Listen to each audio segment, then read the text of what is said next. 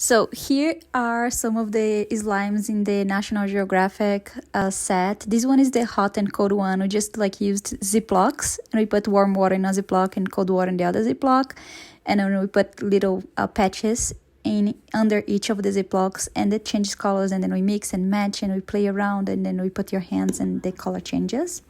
This one here is the metallic one. It's magnetic. It's pretty cool. You can see it over here.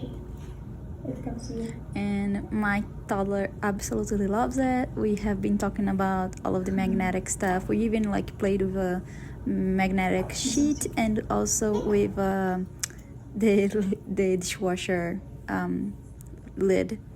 This one over here is glow in the dark with black light, and it's the one that piqued the interest of my daughter the most.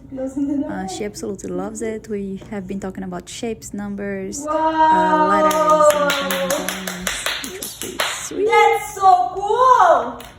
It will be an amazing Christmas gift for your kids. I really love it. We have been playing with it for a year.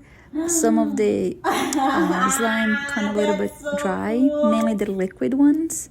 But we still use the glow in dark, the metallic, and the hot and cold one. 2 years? Yeah, a year and a half after we bought the first one. This one is the naughty like liquid one. It's super liquid, so I put a plastic under it. But it's not hard to clean on wooden floor. I think it would be a nightmare on carpet, so do not use it on carpet. My kid loves it, as you can see here. I absolutely love it and recommend it.